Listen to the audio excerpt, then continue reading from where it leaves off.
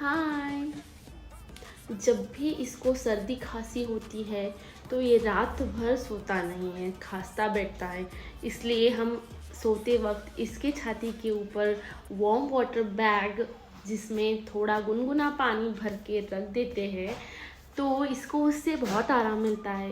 ये रात भर जागेगा नहीं और आराम से सो जाता है। जब भी आपके बच्चे के साथ ऐसा हो तो आप भी ये रेमेडी ट्राई करके देखो, बहुत आराम मिलेगा और रिलीफ मिलेगा बच्चे को।